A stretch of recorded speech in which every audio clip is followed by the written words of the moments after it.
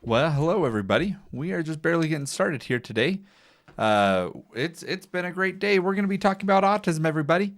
This is the place to be if you're an autism parent. If you suspect your child may be autistic, if you suspect you may be autistic, or if you just have a loved one who is autistic, this is the place for you. Or if you want to just learn about autism, this is a great place. We're going to give advice. We're going to learn from each other. We're going to laugh together. We're going to be each other's village, okay? That's what we're going to be doing today. A little bit of an introduction about myself while everyone comes in is that I am an autism dad. I got 2 kids diagnosed with autism. I'm also a board-certified behavior analyst. I have a master's degree in autism studies, and I am currently the CEO of a company that provides services in the state of Utah to people with autism. And I go live every single day for about 2 hours to build up this village, to spread awareness, to answer questions, to stop so much of the misinformation and fear-mongering that goes around with autism. That's what this platform is for.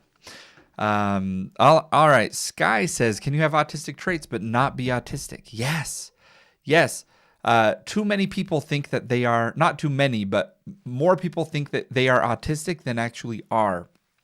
Because a lot of those traits neurotypical people experience as well sometimes, right? There's a lot of neurotypical people that love routine. There's a lot of neurotypical people that have special interests. And so having 1 or 2 of these, or occasionally experiencing autistic traits, is not the same thing as having it be a debilitating disability that impacts your daily life. So yeah, what a good question there. All right, everybody coming in, where are you all from? Put the state or the country of where you are. I want to see here, and be tapping on that screen. Let TikTok know that this is a real live that we want people coming into. So be tapping on that screen. Where are y'all from? Washington State. Love it. My son is 6, and I think he might also have ADHD. Should I bother getting him tested? Gabriella, absolutely. I'm going to talk about ADHD after I look at where everyone is. Okay, that's a great conversation. The ADHD stuff. So South Dakota, Ontario, Canada. I love it. Florida, Washington State. Great. Thank you all for Ireland. Elisa, that's really cool. Okay, let me touch on ADHD, you guys. Did you know that about 50% of people diagnosed with autism are also diagnosed with ADHD? And it's a big deal, okay? These are 2 opposing diagnoses. Having ADHD and autism is like you are trying to drive to the store by pushing on the gas and the brakes at the same time. It doesn't get you very far, and it's going to damage the car. What does this mean in real life? Well, if you have autism, then that's telling you need routine, that you need stability, that you need consistency, that you need quiet and calmness for your sensory needs. And then ADHD comes into the picture and says we need uniqueness, we need differences. I need something new to entertain me or keep my attention at all times, which totally contradicts autism. And so no matter what they do, they are dysregulated. And so absolutely go and be evaluated for it and consider treatment options. There are really great medications if it's interfering greatly with your child's life. Okay.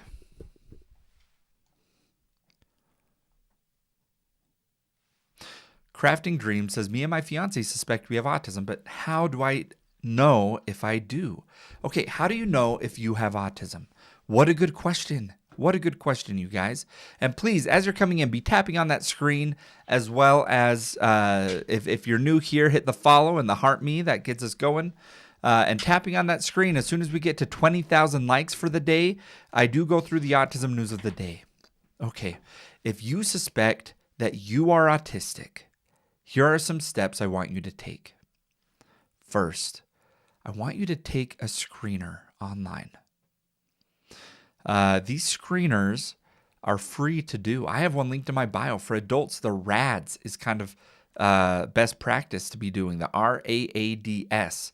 And the full RADS is about 80 questions, and that's more like what a psychologist would do as part of your evaluation. But the RADS 14 is what I have linked to my bio. It's 14 questions, it's validated, and gives you a good idea if this is something to actually move forward and look at. It doesn't diagnose autism, but it tells you, if you have a score over a certain threshold that's clinically significant and worth talking to a psychologist. Good morning, Lexi. Good to see you. Thoughts on ILS services? Well, let's look at ILS. What is ILS?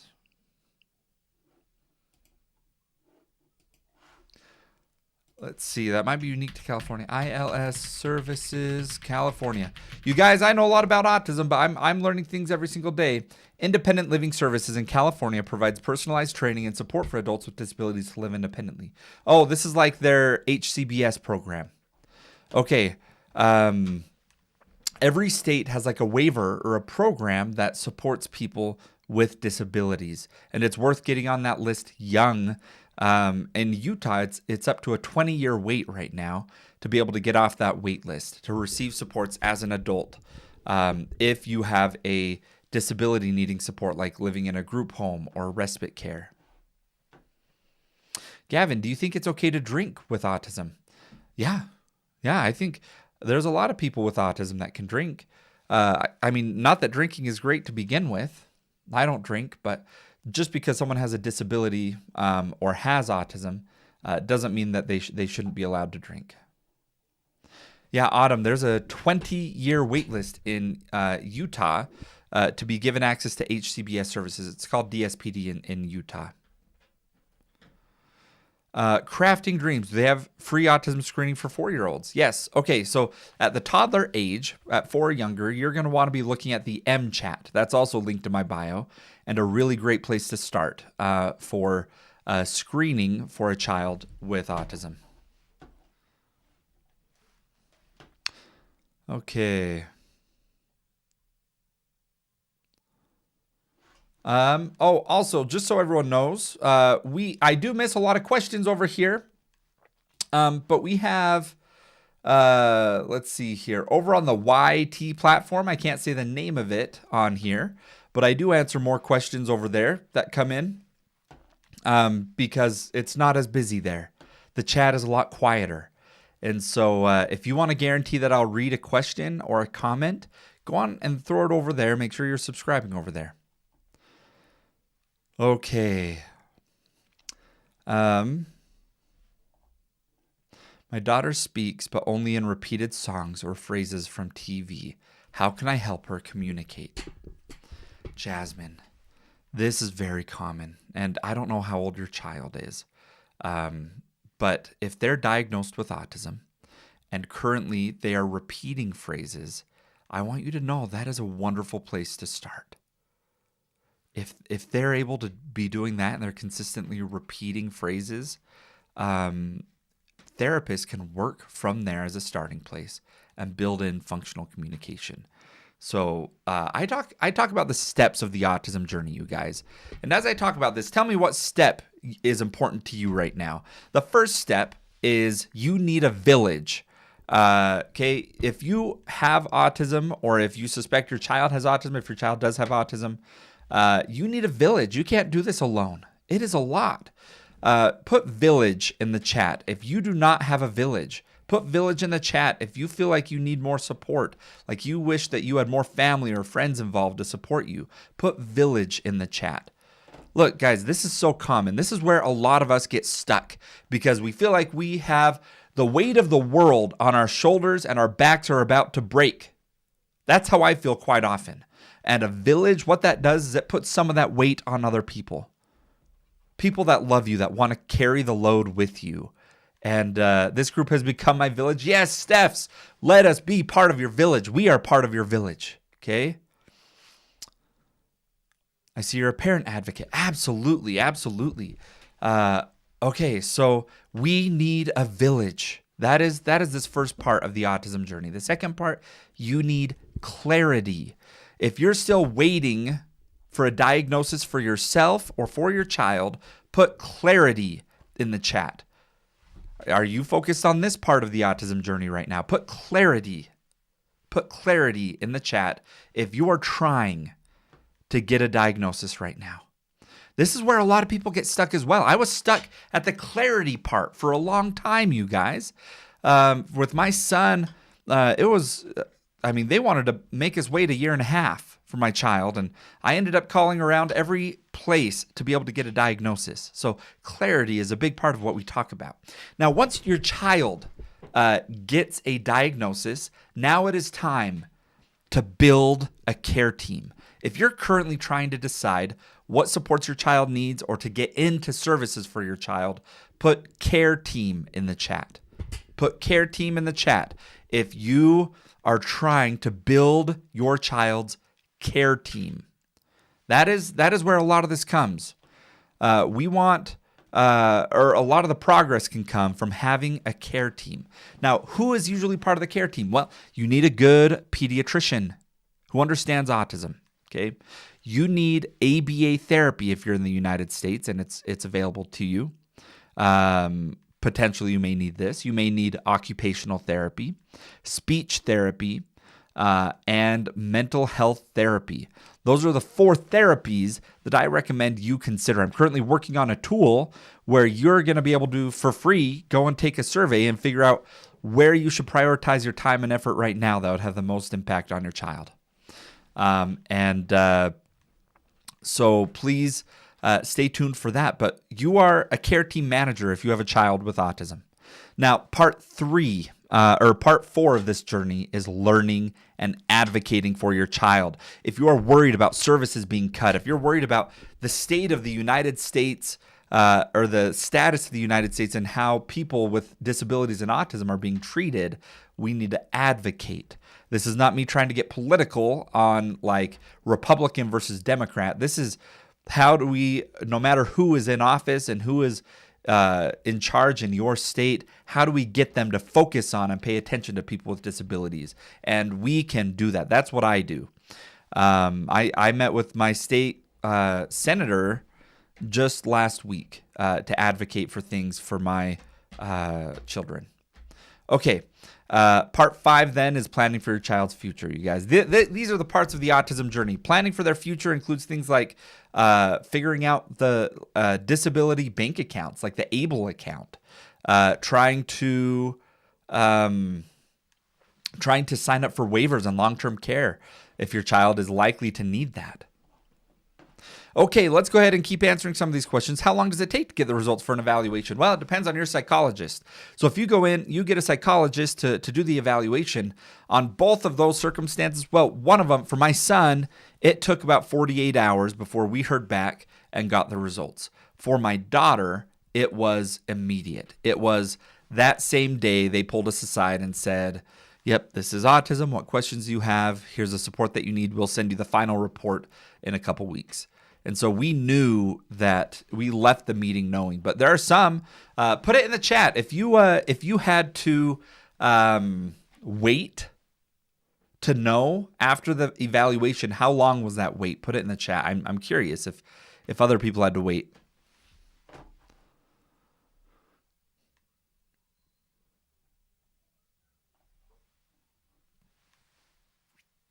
All right. Let's go ahead and keep answering some questions, you guys. A couple of weeks for some people. Yeah, psychologist told me same day. Yes, 4 to 6 weeks. Wow. Yeah, 3 weeks. Been waiting since November. Michelle, my goodness.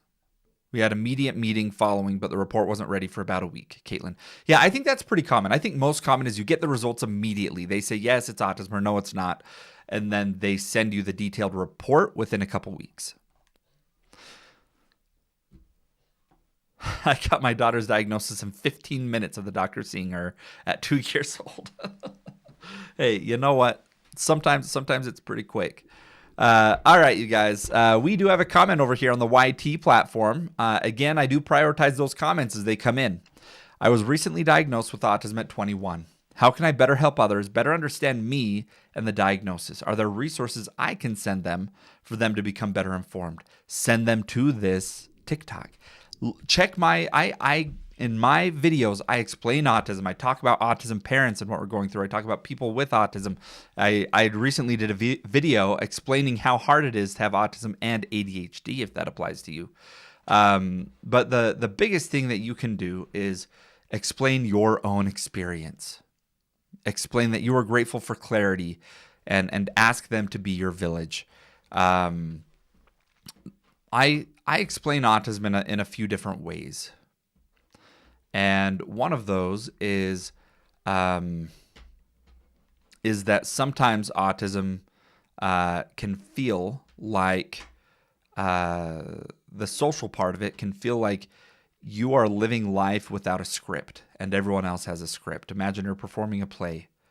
Everyone else has the script and you don't. And everyone else knows what the script is, and they look at you and you miss saying the things you should and you say the things you shouldn't. And everyone else knows all the right things to say in every situation, and you're just trying to get by. That's one way that I like to discuss one aspect of what it's like to have autism. Over on the YT platform, we do have another comment. My younger brother has autism. He recently started popping his jaw, and I'm not sure if that's a way of him to stim or if it's a dental issue to look into. Seems to occur when he's stressed. Okay. Good question, Ava. As any professional who is going to work with your child, they are going to tell you that you need to first prioritize medical and rule out medical concerns. If he's popping his jaw, that could be a dental concern. And so always rule out medical first. Let me tell you a story, you guys, about my child. This isn't my child with autism. This is my oldest child. But when he was 2 years old, he couldn't communicate that well. Like, he could talk, but he couldn't fully express his needs. And he was actually just 1. He wasn't even 2 yet. And he stopped eating. And I'm a board certified behavior analyst. And I'm like, you know what? I have gone through some training on how to help kids with this. I've helped kids with this. Let me work on this. And he was being really picky on what he was eating. And I addressed it, and I made him eat and got him to eat. And this was probably the biggest learning experience of my life, you guys, because then he broke out in rash. And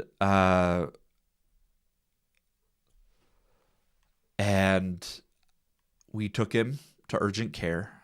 And I mean, this was his whole body in a red rash that just came up.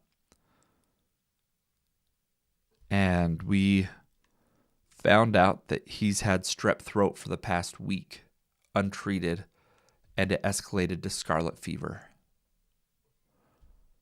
And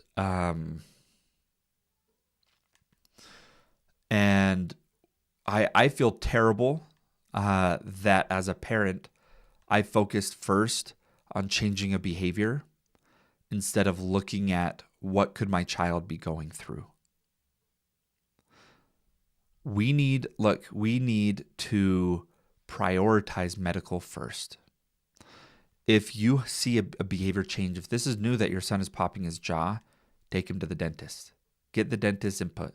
And if the dentist doesn't have a problem with it, ask about how dangerous the behavior is. Is it something to even be worried about? If it's just stimming and it's okay, let it be. All right, you guys. Ava says, I'm also a future psych nurse practitioner that wants to work with autistic individuals. Oh my gosh, Ava Cruz, I love that. Oh my gosh, wonderful. Sarah, I saw that. Wonderful. After waiting, you finally got it. Thank you for updating us. Guys, look, guys, that situation, it humbled me as a parent. I think that was probably the first time I really cried in public when the doctor told me his diagnosis, and the guilt that I felt because I knew that, like, the pain of having strep is immense. And he couldn't tell me that his throat was hurting. We didn't notice a fever. Anyway, Thank you guys. Okay, a little bit about myself as you're coming in. We do the autism news of the day as soon as we get to 20,000 likes. We'll be tapping on that screen. A little bit about myself is that I am a board certified behavior analyst. I work with people with autism. I've been working with people with disabilities since 2013, such as autism. I have a master's degree in autism studies. I run a company that serves people with autism throughout the state of Utah. But really, I'm here because I got 2 kids with autism. I have a 3.5-year-old, and I have a almost 2-year-old daughter. And those 2 children mean the world to me. All my children mean the world to me. But when I know that they have needs and they're living in a world that was not created for them, I've always been passionate about autism. Okay, ever since I started working in this field, that's why I've focused my entire life on this. And this was long before my own children were diagnosed. And so the moment my own children were experiencing this, and I gained the perspective of an autism parent, my advocacy and my passion has greatly increased. That's why I'm doing this channel, for awareness, but also for a village. You heard me tell this story. I need a village, you guys. I have hard days, and I love being able to come onto live and talk to you guys about these hard days, the hard times, hearing about the hard things you guys are going through, but also celebrating with you. So that's why I'm here. I go live every day. If it still says follow here, that means that you're not following me yet. Please make sure that you are. And then I am answering all the questions over on the YT platform. If you subscribe over there, it's linked in my bio as well. I am recently diagnosed severe ADHD. That's autism and ADHD. How do I keep it pushing despite being functionally disabled? I can't hold a job or go to school. You guys, let me talk about the ADHD diagnosis. First of all, to clarify, ADHD, AUDHD, refers to autism and ADHD. It's not a diagnosis on its own, ADHD, but it's the shorthand way on the internet to say autism and ADHD. And I think it should have a more terrifying name, to be honest. ADHD doesn't sound very scary, but in practice, autism and ADHD are brutal when someone has both. And the hard thing is about half of people with autism also have ADHD. About 10% of people with ADHD also have autism. Why is it so brutal? Why is it so brutal? It's because autism and ADHD want opposite things, you guys. Think about autism for a moment. Think about how rigid people with autism are with their schedule, with their routine, wanting consistency. Okay? That is what regulates them. What regulates someone with ADHD? Unique experiences, novelty, mixing it up. They seek to do that thing that is most impactful in that moment to them. And so it can look like distraction, but really it's allocating their attention to the thing that is most interesting at that time. That and autism, that clashes, and it makes it so no matter what they do, there is dysregulation.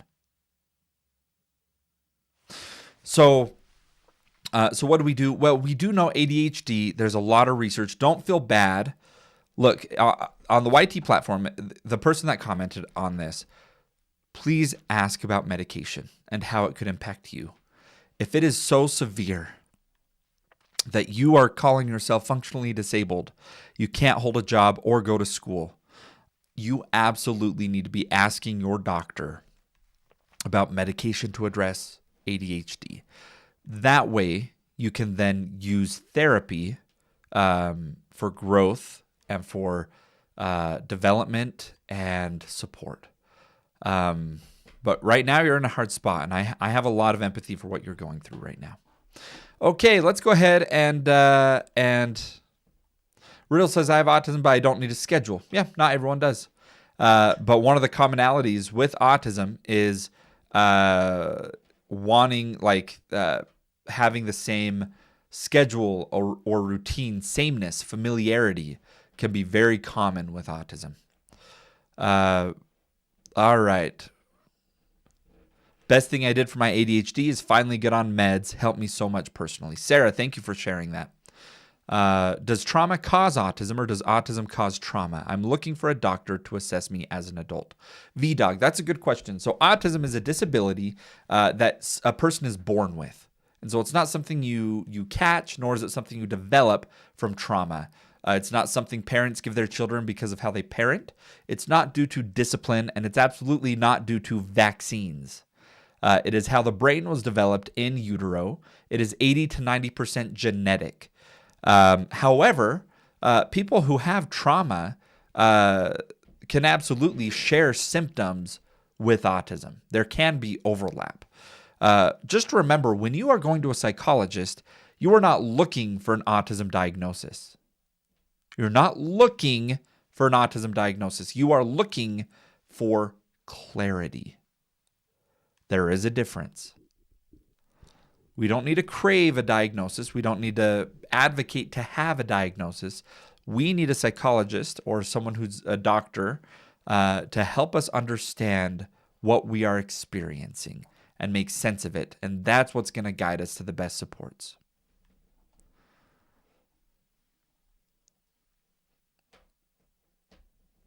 What can you give a 3-year-old with ADHD and tantrums that's natural to help calm him down? Look, I can't give like specific medication recommendations. I do know that a lot of the ADHD medications, for most cases, they're not prescribing until around age 6.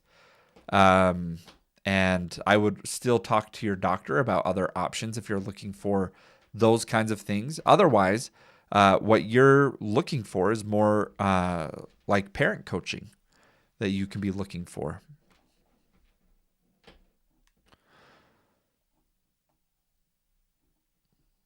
Okay, I have twin boys, 4 years old, one with autism. Luca Vorn and his brother have been amazing help. Good to hear, Sess. Good to hear. So I just want to talk on that. The autism siblings, you guys.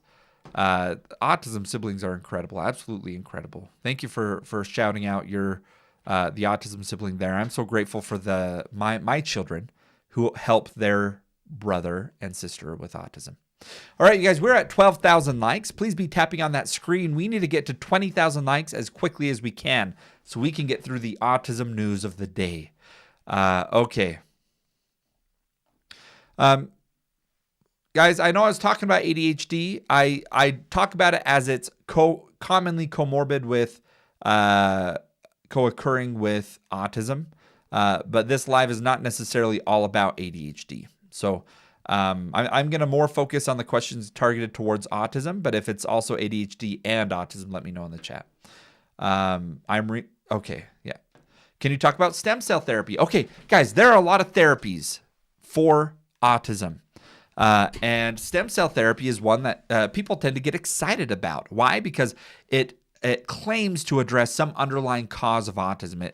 Since as this medical procedure, it makes you feel as though you're doing something to change your child's DNA, changing who they are and improving them as a person. And the results on stem cell therapy just is so mixed. It is not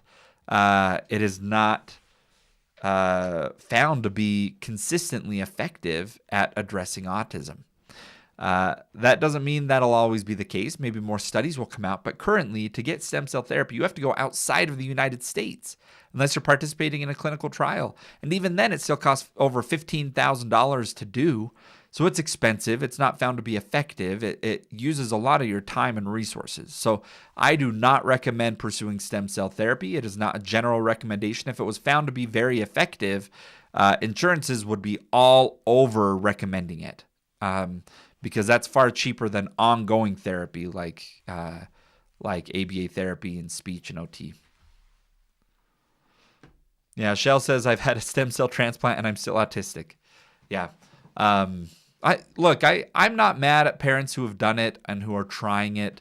I just think there's a better use of your resources. If you're spending $15K, go and do something special for your kid. Go. Get them a bigger house with better supports. Taylor, how do I get my child to speak? Taylor, is your child diagnosed with autism?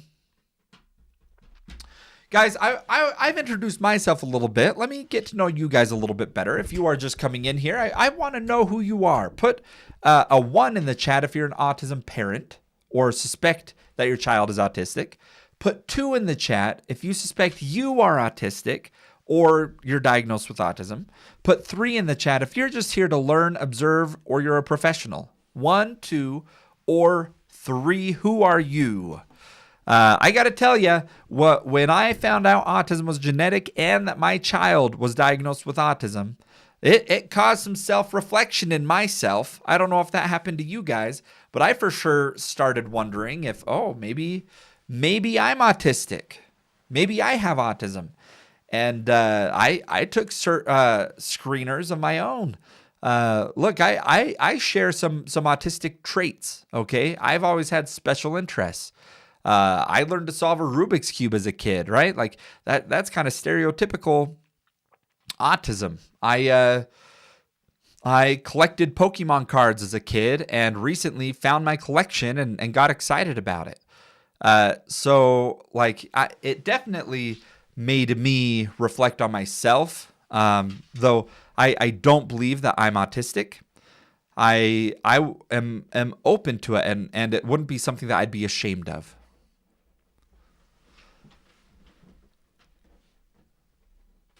All right. So if you're wondering if you have autism, I'd recommend doing a little screener tool. You can check my bio. I got screeners for a free screener for toddlers as well as a free screener for adults in there. I need to get one for like school-aged kids. That's the only gap I'm missing right now as far as free screeners go. But the RADS 14 for adults is a good starting place, and the MChat for kids is a good place to start. Twin Mama says, I love my kids, but it's such a struggle. Oh, I feel ya. Oh, Leaves in the Rain says, how do you feel about, I can't say that word, but it starts with an M, and it is something that is sometimes a legal drug in the U.S. and sometimes not. So I'm not going to say it.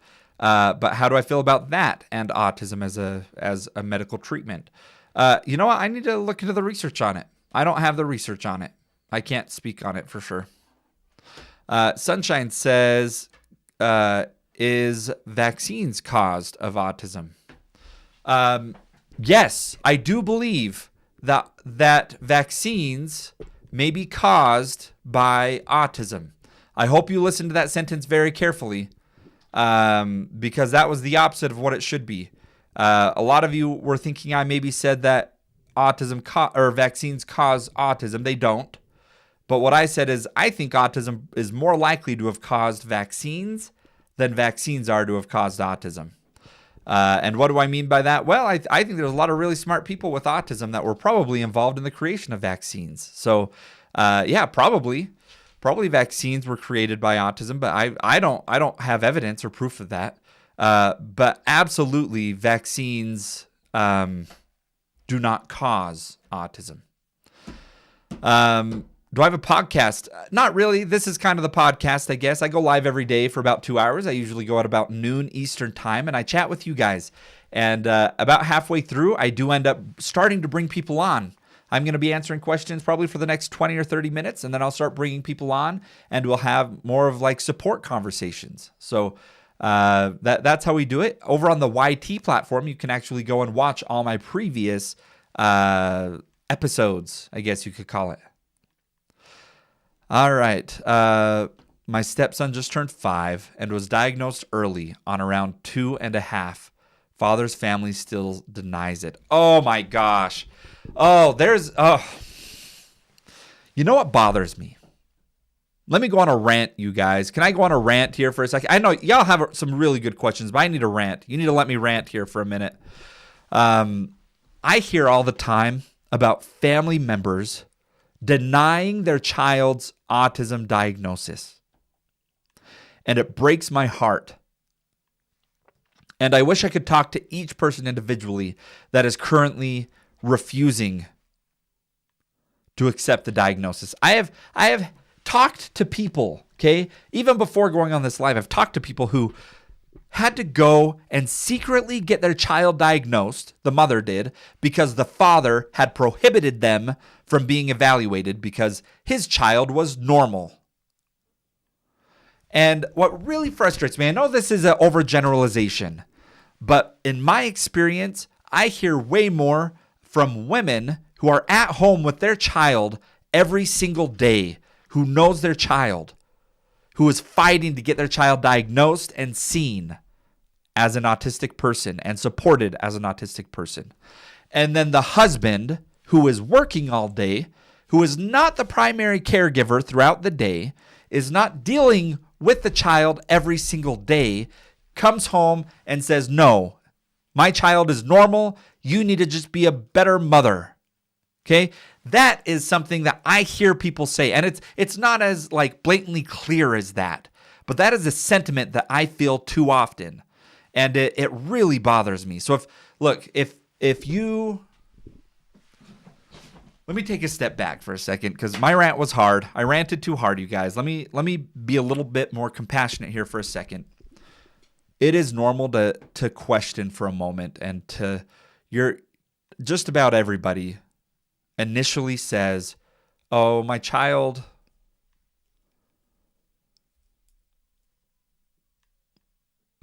looks like he may have some autism symptoms, but there's no way that I would have an autistic child. That feeling right there is normal. But for most people, that lasts a week, lasts a month. And then you start noticing, no, I need help. No, I need support.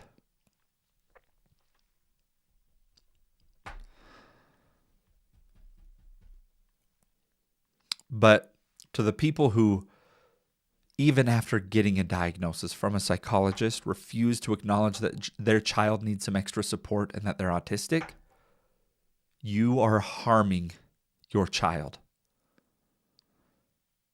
In your mind, you believe accepting the diagnosis and the label harms your child. But I want to tell you that is absolutely wrong. When your child becomes an adult, and if you have hidden their diagnosis from them, or if you have shamed them and told them that they can't be autistic, they're normal, they will have gone through childhood and their teenage years and early adulthood without the support that they need, and they will feel it. Autism doesn't go away. It's not something you grow out of. It is not something you can just sit back and wait to see what happens. Autism is genetic. It is the way your brain was developed, and you need the support now, and you're going to need the support later. You are not benefiting anybody from avoiding the diagnosis. We are at 20,000 likes, everybody. That means it is time for the autism news of the day.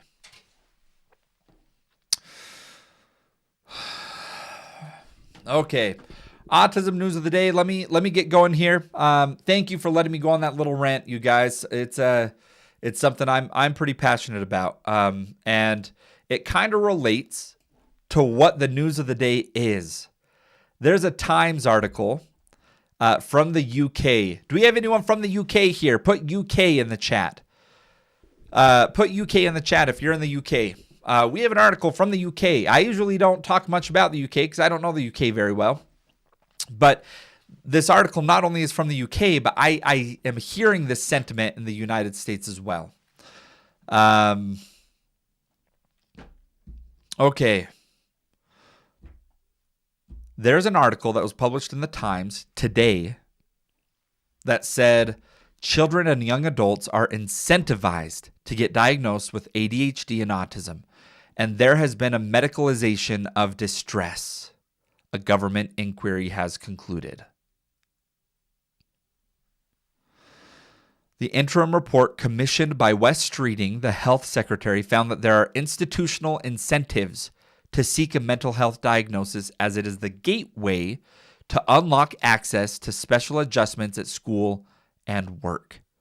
It added that normal difficulties arising from social problems or academic pressures may increasingly be interpreted primarily through a medical lens. Nearly 1 in 10 adults self-identify as autistic, the report said. Okay, let me pause here. Because this statement frustrates me to my core. They are saying that autism and ADHD diagnoses are the gateway to unlock care.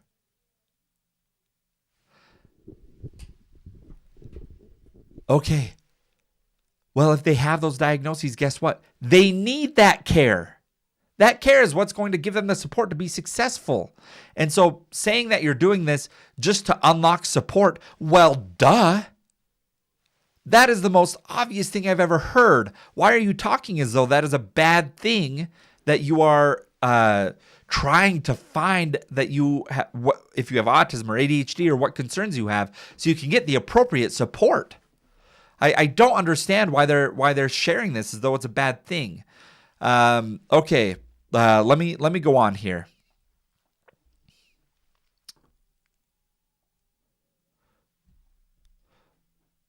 When support is tied tightly to diagnostic labels, demand for diagnosis will rise.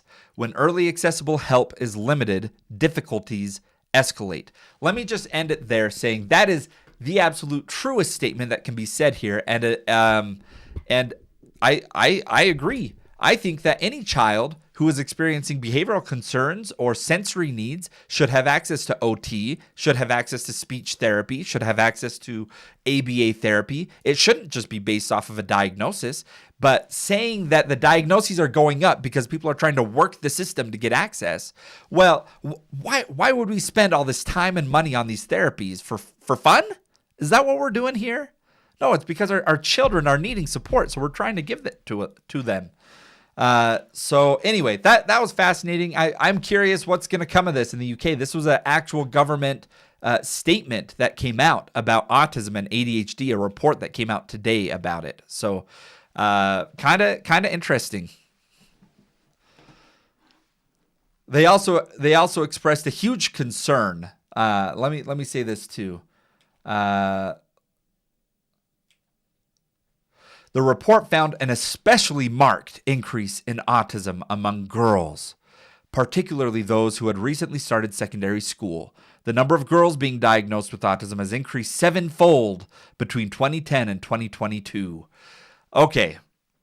I mean, if you say that just factually, that sounds concerning. What is going on? Are women just being dramatic here? Are the girls being dramatic as a girl? Tell me in the chat, what's going on here? Why are so many girls being diagnosed with autism?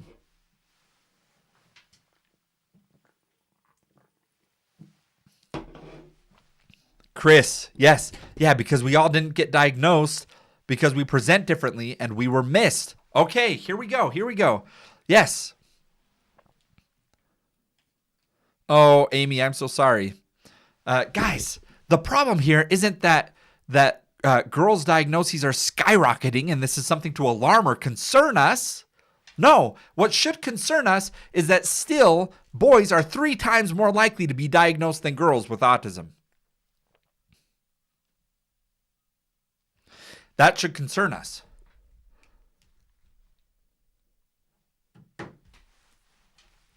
To me, it is very clear there is research to support that girls mask earlier than boys. The diagnostic criteria and assessments were developed with boys being studied and how boys showed autism. Now, I'm not even arguing a biological difference between boys and girls as the cause. I don't know. We don't know. One theory, and there is studies to suggest, that a lot of this comes from societal pressures on girls, that there's more societal pressure on girls to fit into society. Boys will be boys, right? Is a common saying. But girls, no, you better act polite. You better act kind. You better fold your arms and be gentle. And but boys, no, they're just being boys. And so girls may be encouraged at a younger age to mask. So we don't know if this is biological. There are some studies that are coming out suggesting there may be some biological differences with autism, or if it's social. But we do know that autism in girls is underdiagnosed. And for the UK government to come out and just identify that as a concern, that there's been a huge increase in diagnosing girls with autism is a concern. All right, you guys, thank you all for being here. Let me introduce myself for all of you that are here. And while I do that, why don't you guys introduce yourself? If you're new and this is your first time on my live, please put FYP in the chat. FYP, meaning I came across your For You page today. Put FYP in the chat. I am a autism dad. That's why I'm here. I am in the middle of this, you guys. My son woke up in the middle of the night last night coughing. He sounded like he had croup. I had to go sit outside with him, and he can't communicate, you guys. My son can't communicate. He knows some words, but he was trying to say all the words he knew last night. He had tears in his eyes. He was coughing, and it sounded like he had bronchitis or something. And he was saying, again.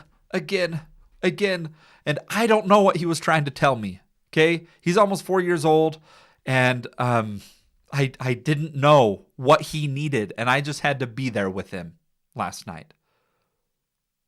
That's where I'm at with this. I'm right in the middle of this, you guys, and that's why I'm here. I'm also a professional. I'm a board-certified behavior analyst. I have a master's degree in autism studies. I developed... So BCBAs work in ABA therapy. They're the clinician doing ABA therapy. And I created about 7 years ago a curriculum, a training tool for behavior analysts that about 80% of behavior analysts across the world went through my training content. It's the ABA Wizard platform. If we have any BCBAs in here, let me know. I live in Utah, and I go live, you guys, every single day because I'm passionate. I love autism. I love people diagnosed with autism, and I love people with autism being treated fairly, getting the supports that they need, getting the accommodations that they need, getting the therapies that they need. I also love dispelling myths around autism. I love correcting people who are ignorant or pushing misinformation or passing judgment when they shouldn't. I go live daily both on this platform as well as on the YT platform that I can't say the name of. The link to that is in my bio. And I do respond to the comments on there a lot more consistently than the comments in TikTok. I do try to get to a lot of the comments too, but that is what we do here. So make sure you're following. To comment on some of this, you may have seen my video. And you can let me know if you think I was being too harsh, but I need to address this because it's been bothering me. And I have a platform and I can talk about it. But did you all see the video of the mom or of the speech therapist passing judgment on kids wearing diapers? Put yes in the chat or no in the chat. I'll kind of update if we get a lot of no on here, but okay, yeah. You can check my recent videos. How this started is I came across this video. I think Destiny tagged me in it. If y'all know Destiny, and it was a speech therapist in Walmart saying, "I just saw a mom buying pull-ups for a 9, maybe 10-year-old, and what they really need to do is have his airway checked, and then he won't have accidents at nighttime. And I'm a speech therapist, and you can buy my course, and I can teach you how to help the airway. And I wish this family could go and check their airway." Anyway, look. She had what she was talking about in the educational sense of sleep apnea and airway concerns for a potential treatment for enuresis, bedwetting, is true. That is a true thing, and I did not want to come harsh against this professional who had a valuable treatment that she offered people. However, I had to call her out for filming a video in Walmart, passing judgment on a mom who's buying briefs for their child. Because, my son's not toilet trained, and we get judgments for it, and he's not even 4 years old yet.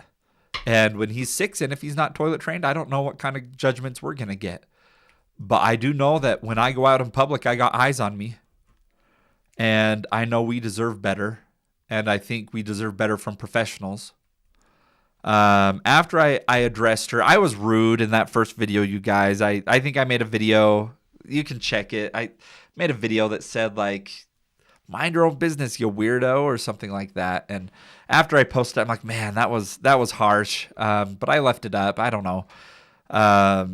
But then she doubled down on it and made a video justifying why she did it. She made a video doubling down why she was in the right. And so I made another video because then again, after that, she made a second video justifying that she was in the right. And then she took down the original video. So what did I do? I went and posted the entire video because if she's leaving her videos up justifying it, people need context for that. Otherwise, I look like the crazy one. And so I posted the whole video, but with a very much more calm and nuanced advice for her. And my advice to her is, all you had to do here was say, look, guys, I was in such the wrong here. Like, I should not have called out a specific mother. I'm just passionate about this specific treatment as an option for a lot of kids who are still struggling with bedwetting. Let me tell you about it. Right? An apology and education. That's it. But no, she deleted her video. She doubled down, made another video. So I just posted another video giving people context and explaining it. But it frustrated me, you guys. And I hope what this video does is it makes people second guess whether they should say something about a family doing something like that. If you're going and you're buying pull-ups for an older kid, that's already an awkward, vulnerable situation for you. And we don't need eyes. We don't need judgment. We don't need comments. We just need support. That's it. That's it. She has now privated her account after I posted that video. And I'm sure she hates me. And, I don't hate her. That video really made me mad, and it made me mad that she hasn't taken accountability.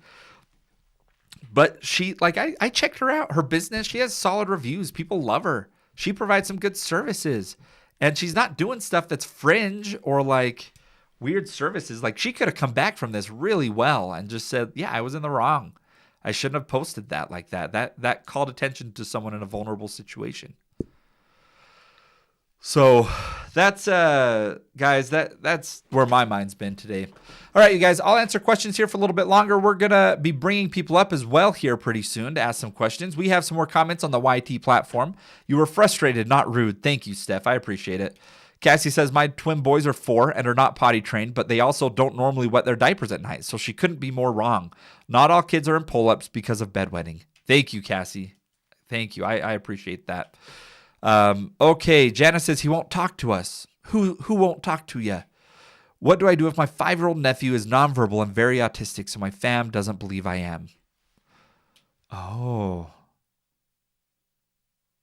Breezy, so you think you're autistic, and you also have a 5-year-old nephew that's autistic. Okay, first, I want you to know that your nephew being autistic and you being autistic are two totally separate situations. And the severity of one, and you know this, the severity of one doesn't reduce the likelihood or make another's experience wrong if they're not as profoundly impacted.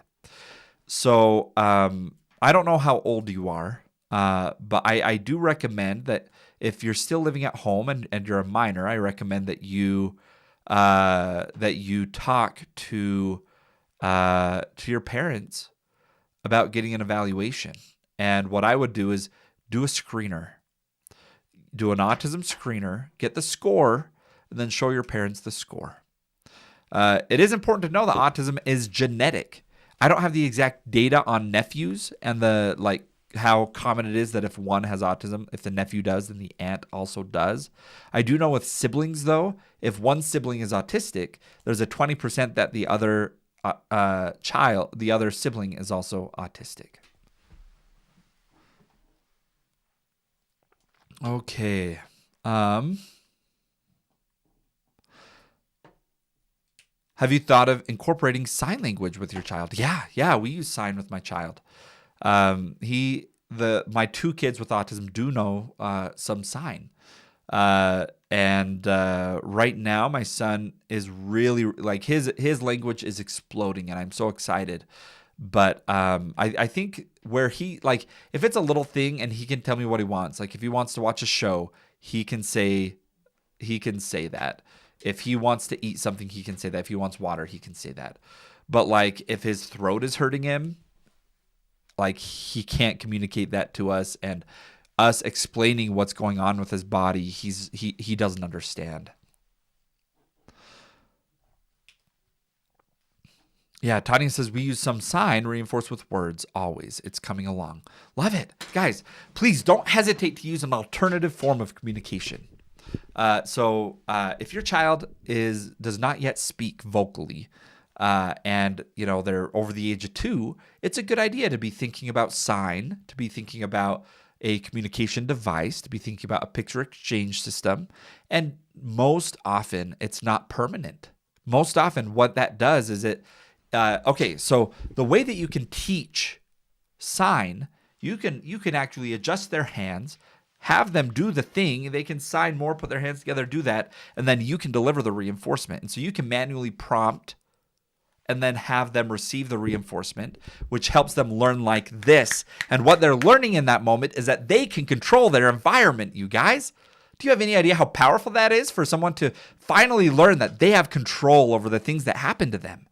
With voice, with vocal prompting, you can echo, you can say cookie, but if they don't have the skill of echoing, you can't stick your hand in their mouth and push on their vocal cords and their diaphragm and force the air out to make them speak, right? You can't directly prompt speaking like you can using a sign or a communication device. And so a lot of kids, they first learn that they can control their environment through sign or an AAC device, and then it translates very quickly to vocal speech. There are studies suggesting it accelerates the ability to learn vocal speech.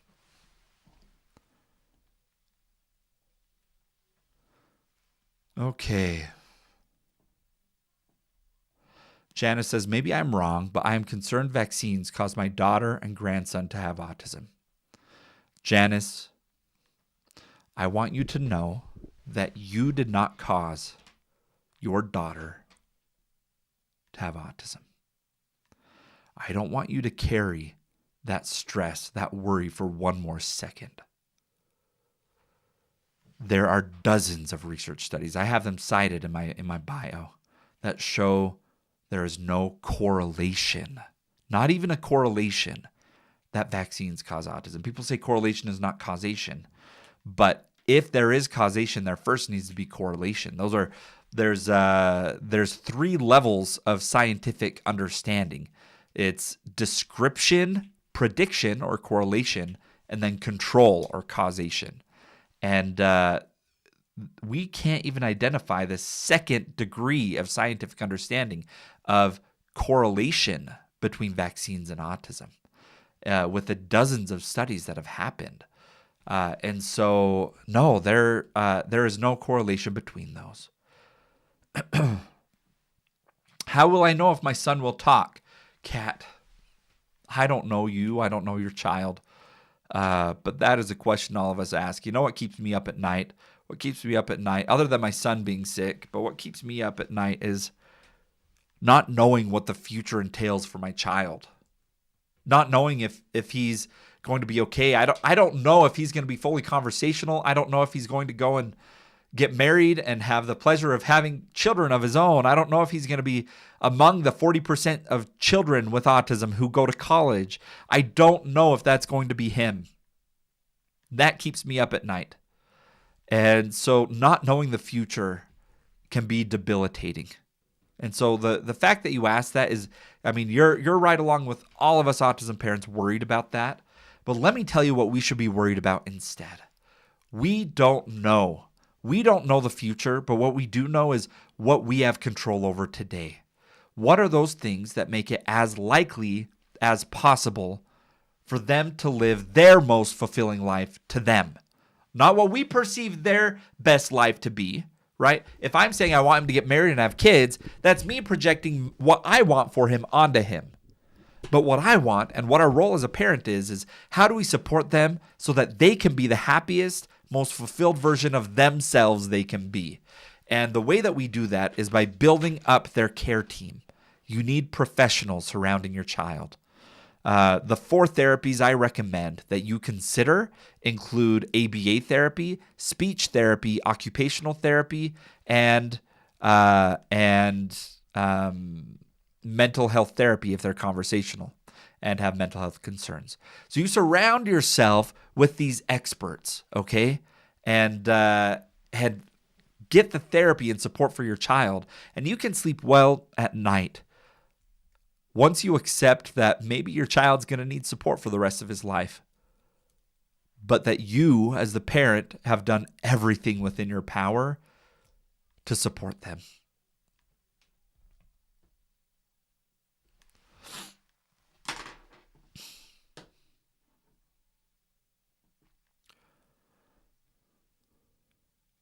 FML says, what's the difference between normal people and autistic people? Okay, so FML, I do say no judgment here, so let me be very kind here. Normal people, there's no such thing as normal, okay? But I think what you mean is neurotypical. And I know it's such a slight change. But for us autism parents or people who are autistic, that change is important because there is no normal. And so there are differences, though, in people who have autism and people who are neurotypical. And it's how their brain experiences the world. There can be social deficits as well as sensory concerns. So you can look up the diagnostic criteria for autism, but a lot of times people with autism, they hear and feel so much more of what's going on in the world at the same time. And it can make the world feel loud and busy and confusing. At the same time, they can lack relationship or social skills. And the way that we you can do some screeners and see, if you fit, but just keep in mind that autism does not always mean intellectual disabilities. Did you know that? Intellectual disability is separate from autism. I'm curious, the co-occurring diagnosis of intellectual disability with autism. Let me look this up, you guys. I've been meaning to look this up.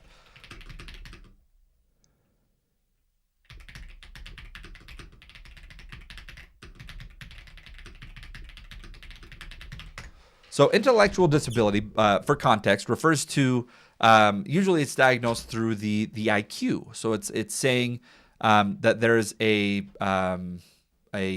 deficiency in how, or a lower than average IQ. Okay, let's see. Intellectual disability occurs in a minority of autistic individuals, but still at a meaningful rate. So it's close to a third. It's about 1/3 of people with autism also have an intellectual disability. 2/3 do not have an intellectual disability.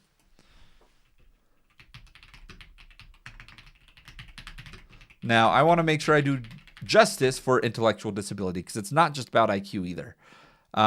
So intellectual disability refers to reasoning and problem solving, learning new information, understanding abstract concepts, planning, and decision making.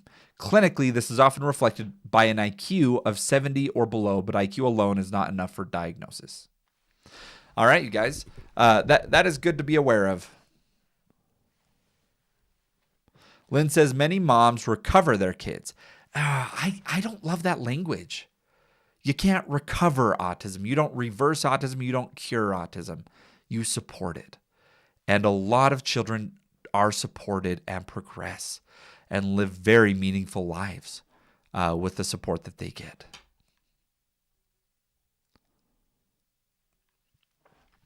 All right, everybody. Let's bring some people up. Let's have some real conversations. If you have questions and want to come up, let me go ahead and make some The YT platform. I do have some people here. People need to not judge just by what they see. I was buying nighttime diapers for my 8-year-old with his Hirschsprung's disease, and he looks like a normal child until he takes his shirt off, and you see all the scars on his stomach. Oh my gosh.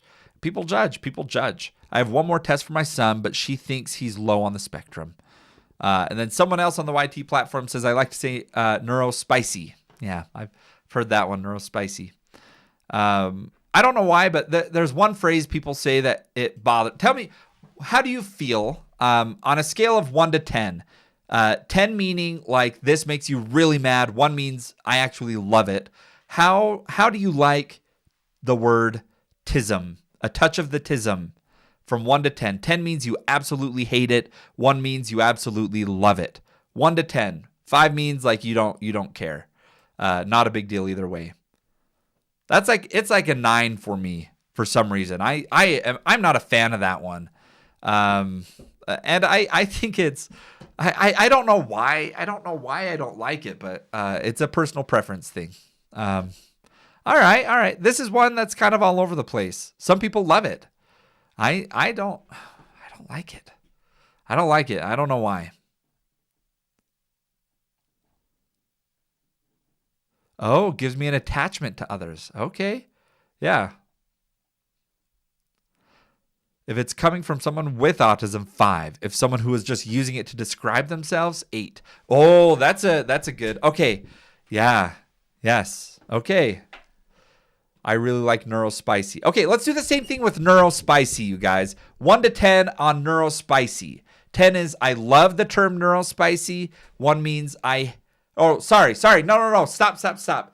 10 means I hate neurospicy. 1 means I love neurospicy. I'm so sorry, guys. Restart, refresh. 10 means I hate neurospicy. 1 means I love neurospicy. Oh, love it. Okay. I think there's a lot more positive neurospicy than touch of the tism. I usually, guys, it's kind of interesting because you don't say, like, a lot of autistic people, the majority of autistic people prefer the term autistic person than person with autism. However, that's not the same with ADHD. You don't say I am ADHD. You say I have ADHD or I'm diagnosed with ADHD, typically. So it kind of interesting to me. We call it our sparkle at our home. Kayla, okay. Neurotism, all right. Why should you care if people judge? You know what your child is worth and the world can go, oh, yeah, okay. Can go burn. Got it. Spicy to me has a negative connotation. Yeah, I've heard some people say, and I don't necessarily agree with this, that spicy is almost like a sexual connotation, but anyway. Okay, Trinity, I like neurospicy because it also covers other neurodivergent minds. My kiddo is ADHD. There we go. Okay.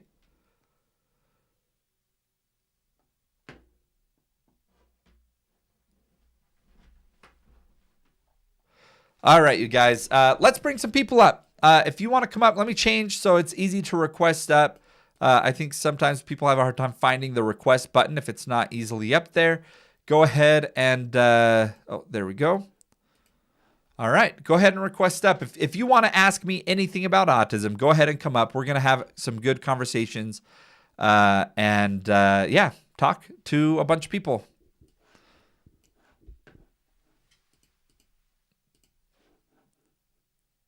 Hello, Villa. How are you? Hello, how are you? Well, I'm pretty good. Where are you calling from? I'm calling from Georgia. Georgia. Wonderful. And what can I do for you today? So, I have ADHD. Got it. My dad also has ADHD. He suspects that I have both autism and ADHD. Okay. My mom, not so much. She refuses to get me tested for it, and my siblings. And that just really caused a lot of friction between me and my mom. Yeah. So Yeah. I don't really know how to And you like say your battle dad that with your her. did you say your Yeah, dad is my dad diagnosed has it. with ADHD? Yes. Well, you should know if a parent has ADHD, their children are about 2 to 4 times more likely to be diagnosed with autism, and so you are more at risk of autism. But what are you? Have you been evaluated yet for autism? My dad is trying to push for it, but my mom refuses. Okay. Well, Um, yeah. How old are you? I'm 20 now. Okay. Well, here's the thing: is your mom doesn't need to have input on it, right? Yeah. Why does it matter if your mom doesn't Uh, want you to? well, I still live with my parents, so it's my house, my rules still, With your so medical treatment? I mean, I understand if that's like, hey, I yes. lock my doors at midnight or something, but like they're saying I have banned you from getting evaluated. Are you working? Yes. Do you have a job? Is this more of like I'm not paying for this, or is this like you're not allowed to do it? Now jobs, that's a bit of a touchy subject. I can't keep jobs Yeah. because of that. I used to work in a retail place, and then I worked at a daycare, Okay. which that one, I love that very much. I love kids very much. Well, let me tell you, as far as the job thing goes, having an autism diagnosis, and again, you wouldn't go to the evaluator to get an autism diagnosis. You go to get evaluated and to get clarity. And so, if you're Yeah. feeling like ADHD is not fully describing or validating your experience, you can go and be evaluated for clarity to see if there's other diagnoses that can help explain the experience you're going through. And I recommend, first of all, if you get evaluated, if you have autism, your rights under ADA have just broadened. And what that means is uh, employers can now better support you, and you are entitled to more accommodations at work to be successful. And so you can phrase it to your mom like this, like, "Hey, look, I want to hold a job. I don't want to have to like keep losing my jobs, and I need help at my job. And if I have this autism diagnosis, it can open the door to more support that I can get at work." And that's how I would phrase it to your mom. And ideally, you'd go and get a job, you'd pay for this yourself, and they don't have a say. They don't have input. Your mom doesn't get a say if you go and get an autism diagnosis. Heck, you can go and do it and not even tell her. You have no moral responsibility for her to even know that you're going and getting an autism evaluation because you are an adult. You get to make your own decisions. Yeah. My mom is scared. I think she's scared of it for me to get evaluated. I feel like she's gonna blame herself for that because she couldn't get me proper help when I was little. Yeah. Well, here's the thing is it didn't exist as it does today when you were little. Most kids Yeah. now get diagnosed like under the age of 5. When you were 5 years old, the autism spectrum only diagnosed or ASD autism was only a diagnosis for the most profound cases. That changed in 2013. And so you can let your mom know that like today they screen children at 18 months and 24 months every child. They didn't do that when you were a kid. It wasn't your mom's responsibility to find that. She couldn't have found that. This is a newer diagnosis. There's more awareness now, and she holds zero responsibility for not getting you diagnosed. She holds 100% responsibility if she goes out of her way and prevents you today from going and seeking clarity. Yeah. So here's what I want you to do. You go and you tell your mom, "Hey, I want to get a job and I want to be able to hold that job. And I think to do that, I think I need accommodations. And I think those accommodations might look like being able to take a break every hour for a few minutes. Or I think what could make me be successful is this, and having this diagnosis may open the door to me getting those supports. I would like to go and do this, and as soon as I have a job, I mean, I'll pay for it. Are you insured? Do you have insurance? Are you on Medicaid? No, I do not. You don't have Medicaid? No. And you don't have any health insurance? No, I do not. Okay. And you don't have an income? No, I don't have an income. Okay. What you can do today is you're an Oh, adult. You are an adult who has no income and should be able to have Medicaid. So go and see if you can apply and qualify for Medicaid. And once you do that, there's not a cost with getting diagnosed with autism. yes. Okay. Another thing I want to ask is, how does ADHD affect like relationships? Yeah. That's a really good question. Autism by itself, one of the defining characteristics is struggles with relationships. And ADHD and autism, when they're together, it can really impact a person's ability to regulate themselves. They may always seem agitated. They may be easily frustrated because they know what they're supposed to be doing, but they can't make themselves do it. And some of that friction causes a lot of emotional dysregulation. And so that's in my mind, that's a little bit of how it could show up in relationships. Do you have some struggles with some relationships as well? Then Yes, I have struggles with my siblings and my mother. okay, My siblings think I'm the reason me and my mother's relationship is falling apart now. wow, So, wow. Well, just know, look, yeah, you have a village here. Okay, we are like-minded people. We support each other. We understand the struggles that you're going through. So please make sure you're coming back to these lives and join our Discord chat, join our Facebook group where we can chat offline after these lives end. And just know, like, you can do this. You're an adult.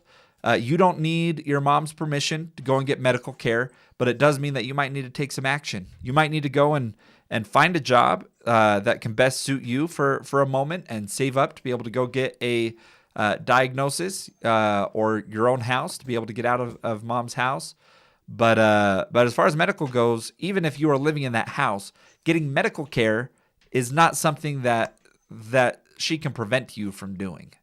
So I'm going to let you go, but I hope you have a wonderful day, okay?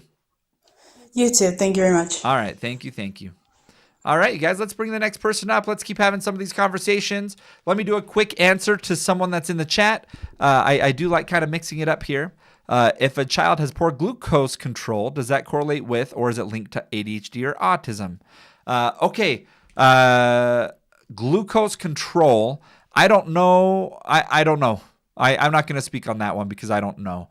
I do know that a lot of the gut health statements, that's not necessarily glucose, but a lot of the gut health stuff, it is true that people with autism are correlated to have more gut health problems, but that addressing gut health through detox has not been found to be an effective method for treating autism. But addressing gut health as far as like improving constipation and other problems can absolutely support your child in feeling more comfortable. I worked in ABA and it's so beneficial. Maddie, thank you for being here. Go to your local adult county mental health. They can diagnose, help with job, housing as well. Thank you, Delicate, for sharing that. Let's go ahead and bring up another guest that we can have a conversation with. All right, I'm going to go ahead and bring Bree up here. Hello, Bree. Where are you from? Hi, I am from Ohio. Ohio. Wonderful. What can we do for you today, Bree? So you read my comment a couple, like a little while ago, Okay. in saying how my stepson, um, he is 5 years old now, and he was diagnosed around 2.5. Yeah. And his father's family, which would be my husband's family, essentially just denies that he has autism and he doesn't speak a lot. He does have a lot more language now than he did at 2. because his mother thankfully put him in a school that helps so much with the early development Yeah. and work specifically with kids with autism. So Wow. I essentially want to navigate how to explain to them that just because like he was diagnosed with autism, like that it's not a bad thing and that they don't have to deny it. And it's like I don't know how to go about it because I've tried talking to them a million times. I, even in the past, have worked in a special education classroom where the majority of the kids had autism or some other developmental need. Yeah. And it was the greatest time of my life. So when it comes to families that are directly affected with it, are denying it just blows my mind. Thank you for bringing this up. It's an important topic, and I'm curious, people in the chat, if you have any family that denies the autism diagnosis, put me in the chat. Let's see how many people put me in the chat that also feel similarly.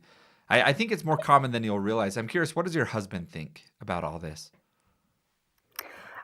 What he kind of just leaves it alone because he's like they can't change a diagnosis Yeah. and it's not like they're negatively treating him. They just say like, "Oh, he just doesn't have autism. He's not autistic. He just can't speak."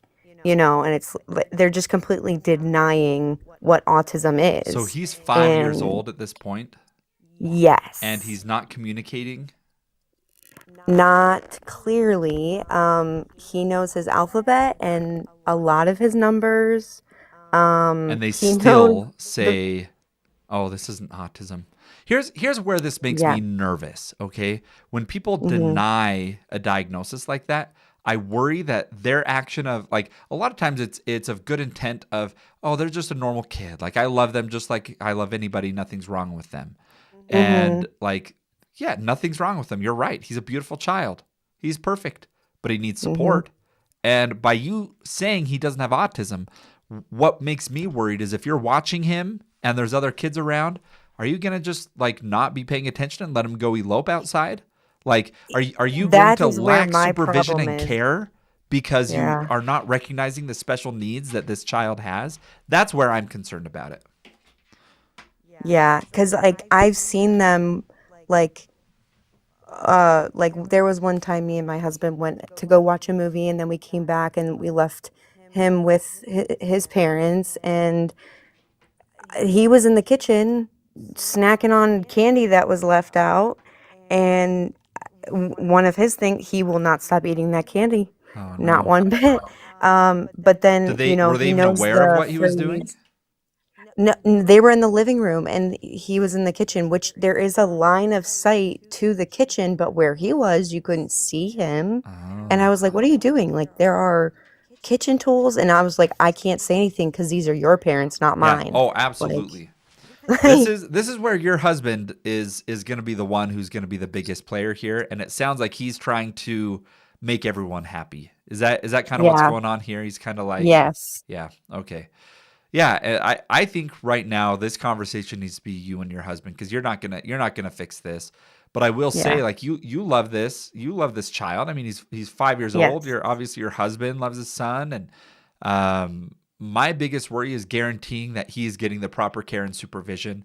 And if you don't like using the label, I don't care, but you need to know it's not a bad thing, and you don't ever Right. tell him he doesn't have it or doesn't need those supports. Um, I don't need like really that's where the focus is. It are they properly supervising and taking care of your child?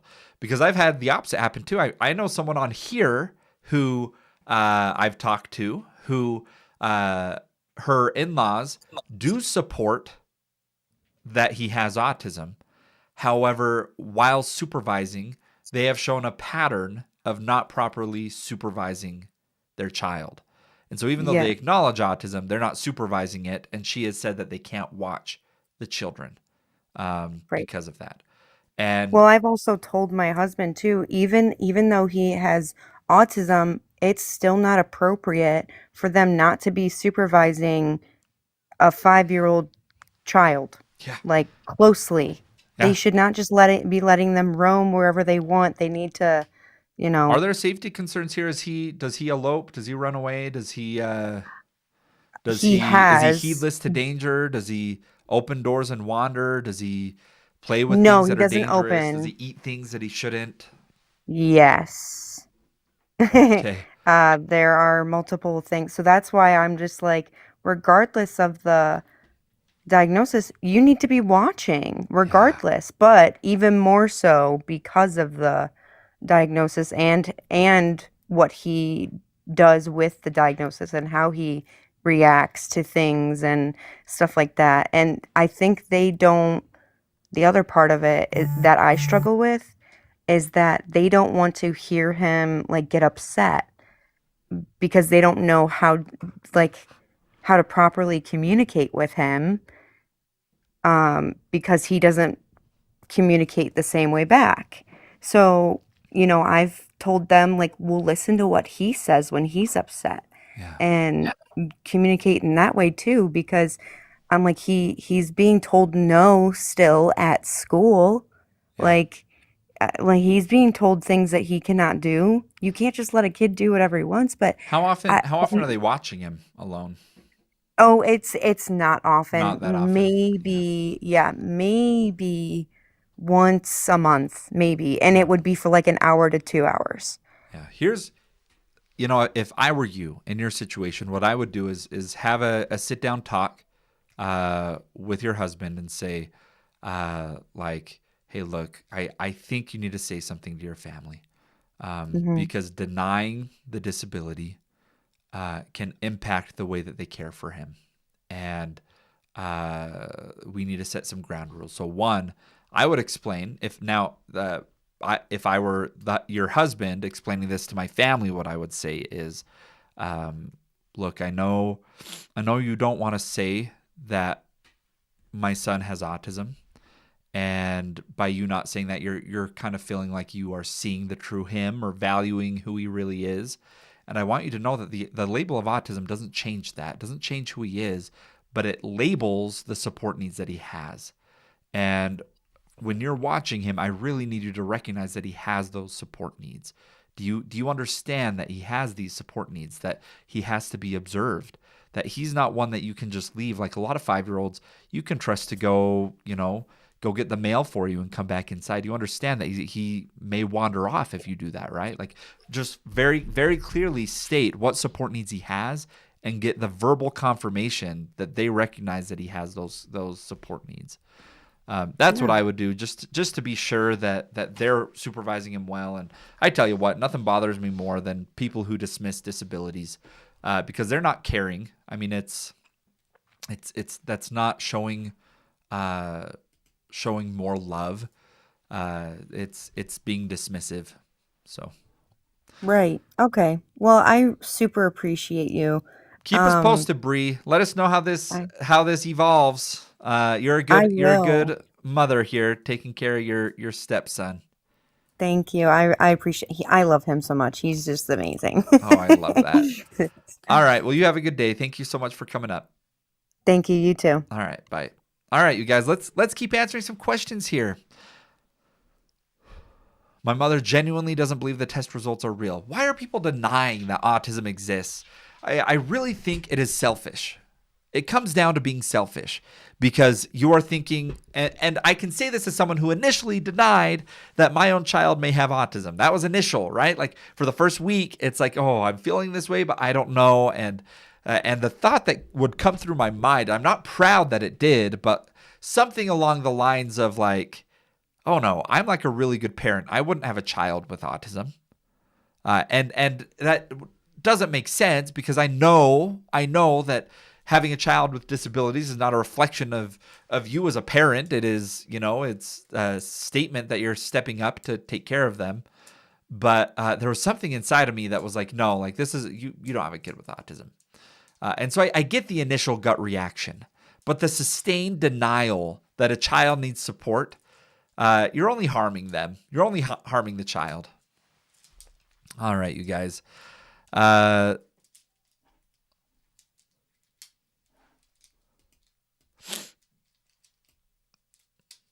Okay, we have some more comments on the YT platform. I feel like my experience of being autistic is invalidated when you've got a parent that is against it. It made me feel inadequate and stupid in my experience. My mother won't admit or support. Stephs, thank you so much for sharing that. It does. It's so invalidating. You finally have an answer. You have validation that your concerns have a label. It has a source, and that you know the direction to get support. And then other people just denying that is like, no. It's invalidating. It passes blame onto you instead of opening the door to support. All right, you guys, we have another comment on the YT platform. Me and my mom used to be close, and when we argue, I just mentally shut down. My brain knows to do this because it has been happening for so long, and I can't talk. I start to shake. I can't breathe, and I can't think at all. Noise or my siblings being annoying make it worse. I'm so sorry, Juliana. I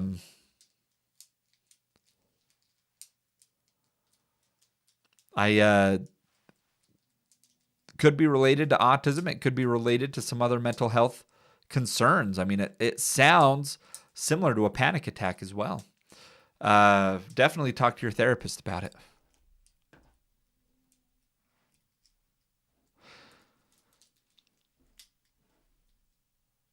When people say children with autism know exactly what they are doing, is that true? It depends on what you mean by that. There's a lot of people with autism that are hurting people. Like my son. Look, my son has lately been flailing his arms around. And so he goes to school or ABA and he starts getting in people's faces and kind of smacking them. And if you were to say he knows what he's doing, he knows his hand is going in their face and he knows he thinks it's funny and he likes to be reprimanded. He knows what he's doing. But in the sense of, does he have empathy? Does he understand that he is hurting someone else? And that part he doesn't. That is one of those parts that hasn't clicked yet for him. And a skill that he needs to work on is empathy. The Facebook group is linked in my bio. All right, you guys, let's bring some more people up.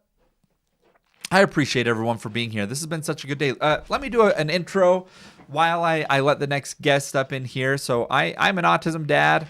I'm a BCBA. I do ABA therapy. I've worked with people with autism for a long time, long before my own children were diagnosed with autism. I also run a company that supports people with autism in the state of Utah, and I do these lives daily. So if you're not following me yet, make sure you tap on that button right there that says follow. If you already did hit follow right there, then you can give me a heart me. And that really does support the live, and it supports our mission here of building this village. So thank you all for being here. Let's bring our next guest up and continue these conversations, you guys. All right, Margaret, let's bring you up. Oh, and Lexi, I see you in the chat. Oh, Destiny, I see you in the chat too. Let me bring you guys up. Hi. Hi. See. Well, hi, Lexi. Hi, Margaret. Margaret, where are you from? Phoenix, Arizona. Phoenix, Arizona. Lexi, remind me, how close is that to you? Are you in Phoenix? Oh, hey. I'm actually in Tucson, but we're only a couple hours away from each other. Nice to meet you. Nice to meet you too. I'm over here waving like you can see me. I can virtually see you. Love that. That's amazing. Guys, so Margaret, just for some context here, Lexi and Destiny are some friends of mine that come up often, and towards the end I usually bring them up here to talk to people with me. So Margaret, tell us what's going on with you today. What question do you have for us? Well, I have a 16-year-old son with autism. Yeah. He was diagnosed at 7 years old. Wow. Level 2, I guess you could say. He used to run. He had a lot of issues. But now he's completely off the IEP and everything. He's in 10th grade. But my question is, in a couple years, obviously, he's going to be transferring to college. So I'm kind of wondering what would be some good things. He wants to live at home. And go to college, and he actually wants to go to school. He doesn't want to do online. Really? What are some good things to do for him for that transition. It's going to be about two years. So wow, I'm kind of wondering. So tell me where he's at with high school. Did he graduate already? He's in excuse me. He's in 10th grade and he's applying right now. Okay. How's he doing in school? He no longer. He's doing great. He's completely in gen ed. Wow. We actually canceled his IEP because he just doesn't need it anymore. Wow. Can you tell us a little bit of what he was like when he was first diagnosed? I'd love to see the transition and what. It actually took a while to diagnose him because he like I said, he wasn't diagnosed until he was 7. Wow. He was running from the class. He was screaming. Just a lot of things like that. Wow. They finally diagnosed. They were. I mean, I even actually had him in a psychiatric hospital for a couple weeks. Oh my goodness. They didn't even think autism. Yes. Wow. Because he was biting. He was hurting himself. Holy cow. Now, and then he got diagnosed when he was 7 at the end of 1st grade. Still having trouble running from class. We got him into a self-contained classroom in 4th grade. Yeah. And then he started transitioning in 7th grade back into gen ed. And I don't think he's run from a classroom since he was in 8th grade, but there were some really good reasons for that running. And now he's completely in gen ed. The only thing he does is if he gets really upset, we've okayed this with the school, that he will go take a walk and come back. Oh, I love that. Yeah. Yeah. Yeah. Do you know how often he has to do that? I don't really keep up with it. I've only told maybe I'd say once every few weeks now. That's it.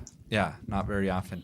Well, you should be so proud. Oh my gosh. I hear this and I am so I don't know. I love hearing these stories. I love hearing situations and people call this like curing autism. It's not curing autism. It's a child maturing and a family supporting. Like that's what we're seeing here. And Absolutely. It's beautiful. And we see about 40% of autistic kids go on to go to college. And I'm so excited that your son is looking at doing that. And yes. And as far as recommendations that I have, I just would tell him to embrace his passions and his special interests. What does he like to do right now?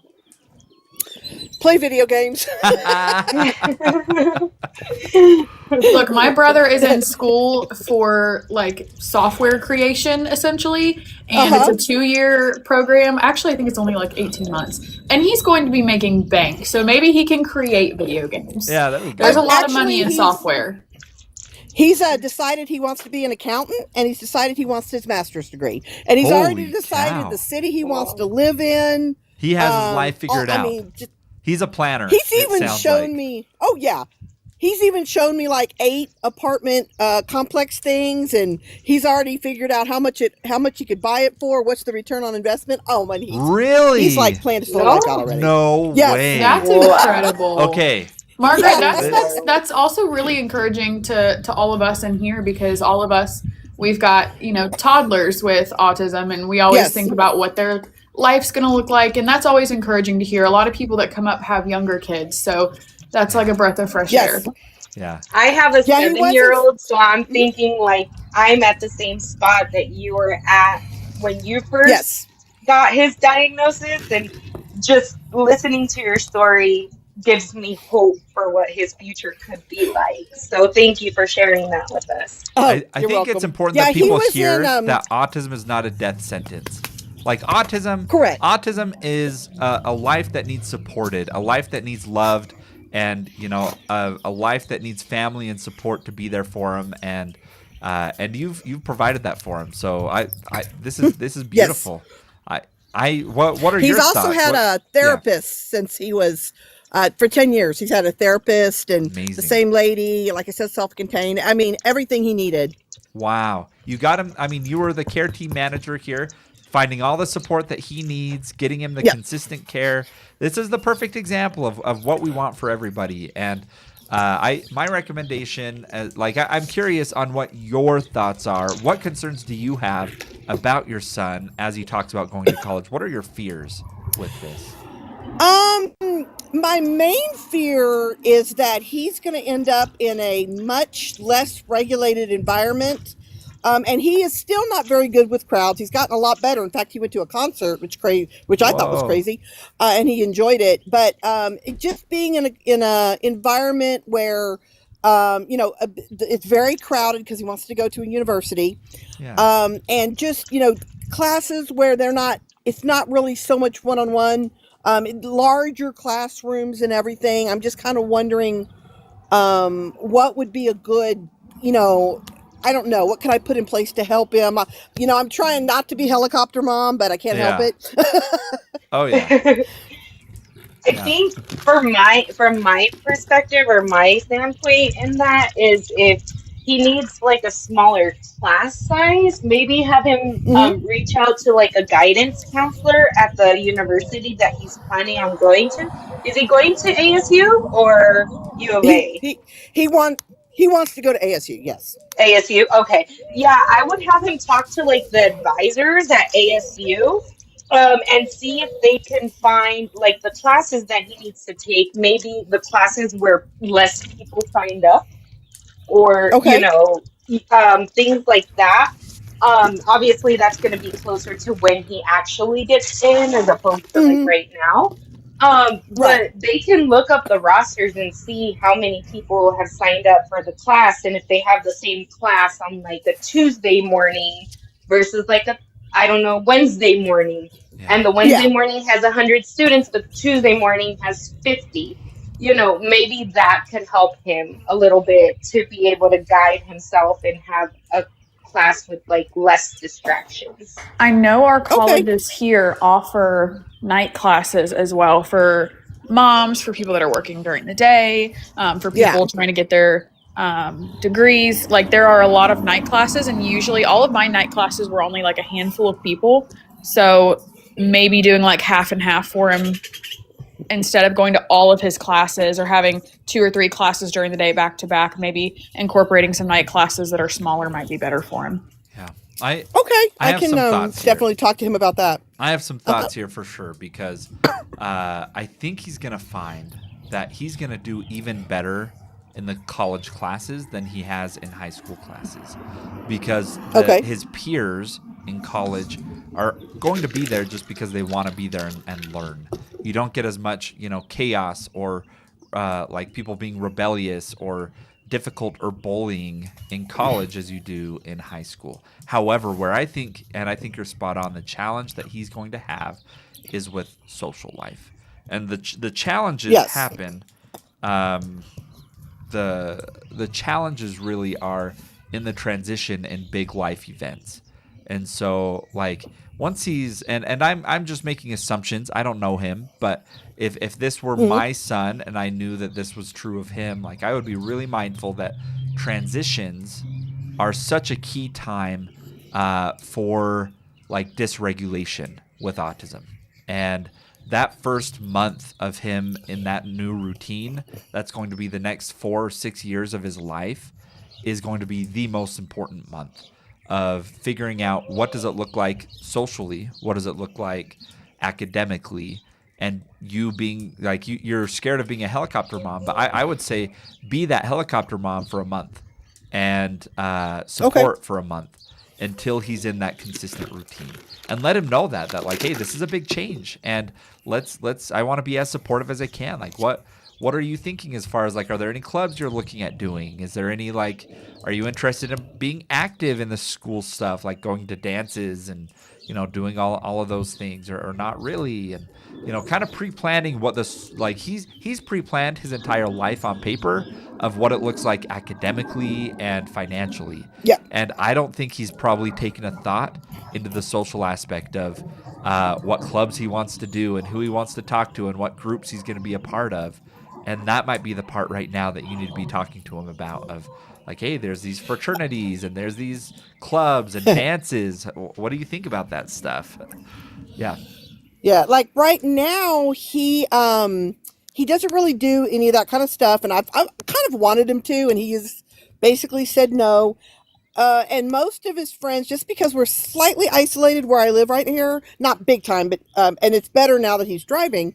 But a lot of his friends are people that he's known in person, but they're online now. So he can kind of bring them all with him in a way. Got it. So, and I'm not sure if he really wants to do, and I mean, these are kids that he's known for 5-6 years, some of them. Yeah. And then I'm not sure if he really wants to do any academics. Obviously, I support him if he does. Yeah. I mean, not academics, extracurriculars. Yeah. Yeah, and that's fine. You know, when I was in college, I didn't do a whole lot of that. That's good. Yeah, I mean, I'm not autistic, but I wasn't a fan of the social life at college. I had like a friend group, and I mostly connected with. I moved out. I moved out to college when I was 17, and I already had my associate's degree that I got in high school. So I just had 2 years left. Okay. And I just stayed put. I stayed with my close roommates, and it worked out great. Like, you don't have to be, you know, going out and partying and being part of everything. But the unknown can bring begs to dysregulation. differ your statement. What's that? I said Destiny begs to differ your statement about that. Hey, I've taken the screeners. I don't think I'm autistic. I think I have autistic traits, but I don't think I'm autistic. You for sure have autistic traits. Hey, my wife still met me, and by the way, she asked me out first. She's here in the chat. She just couldn't resist. She was dating my roommate, and oh no! I say dating. She went on one date with my roommate, and he thought that they were soulmates. So was he your roommate after you got with his girl? Yeah, he hated me, but we've kind of made up since. So. Well, Margaret, I just wanted to say, like, yes, be proud of your son. We're all proud of him, but also be proud of yourself. Like, being an autism parent, especially for as long as you have been, is hard. It is a lot of work. You are there for him. You're still wanting to help him in his adult life. So be really proud of yourself. That's awesome. I'm so glad that you're so heavily involved and just wanting to make it better for him. That's awesome. Yes, thank you. Yeah, and you're doing an amazing job as a mom. You know, it's a great accomplishment that he's thinking about and going off to college and stuff like that. Honestly, that's like the only thing I think about is like, I hope my child can one day, you know, accomplish as much as possible. I'm gonna be proud of him regardless of what he can or can't accomplish. But you know, if he ever does get to that point where he's thinking about college and going off to college and stuff like that, it's gotta be like an amazing thing. So you're doing an amazing job as a mom, and we're all here to support you in any way that we can. Yeah. Thank you. Yeah. Thank you so much for coming up. Yeah, Margaret. he's also told me that he wants to stay at home, you know, live at home while he's going to college because it's cheaper. So he's even thinking of the money aspect of it. Oh yeah, he's prepared. He has he's his a smart financial man. life planned. I love that. Hey, thank you so much, Margaret, for being up here, for sharing your story. Have a good one. Okay. All right. Thank you. Bye.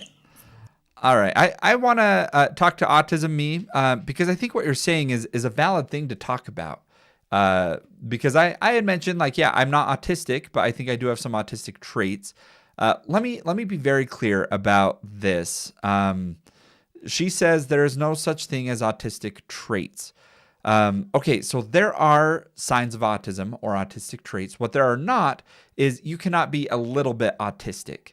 If I have some behaviors or actions that resemble typical behaviors or things that occur in the diagnostic criteria of autism, those are autistic traits, but that doesn't make me a little bit autistic. And I think that's what you're trying to get at, is you can't say I'm a little autistic, I have a touch of the tism. I don't like that kind of language.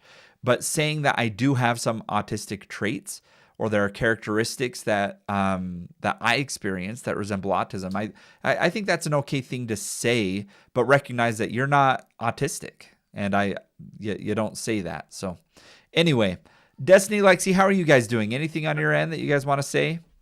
Yeah, Kylan, I have a bone to pick with you. Yeah. I have 36 hours to prepare, and I am underprepared, and I'm scared. Well, let's prepare right now.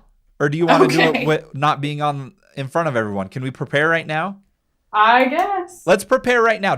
Destiny, update everybody what is going on here and what we're preparing for. And we're all going to prepare Destiny for this, you guys. Let's prepare Destiny.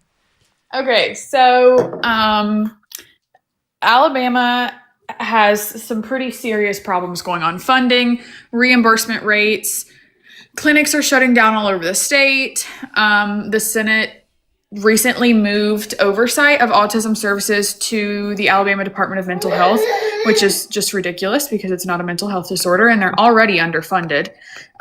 So after reaching out to my local senator and he didn't seem interested to contribute anything helpful, I have a news interview with a local news reporter Wednesday to kind of shed some light on the situation and talk statistics and kind of inform people, because even as an autism parent, I wasn't aware of how bad it was until I started looking at numbers. So that's where we're at. Okay. So is this going to happen at your house? Are they coming to your house to talk to you? Yes. Oh, wonderful. Okay. And have they told you how long they're going to be there? How much time? They've told me nothing. They've told me no questions, how long they're going to be here. I have no information. Okay. In my experience, your part is going to be one part of a bigger story. And so it is going to be up to the journalist to find and fact check any statistics that you give or any info. And my opinion is the most valuable thing that you can share is how it's impacting your child. And like that is by far going to be the most important thing that you share. But I'm curious, how do you see it going? What have you prepared and what are you thinking right now? I have a Google Doc of some info I've put together. Do you want me to read that or? Yes. Yeah, read it. Let's do it. Okay. It's kind of just all thrown together, so it's not in any specific order. It's just as I thought of something, I wrote it down. We've seen a huge increase in the number of children needing services, but the system hasn't kept up.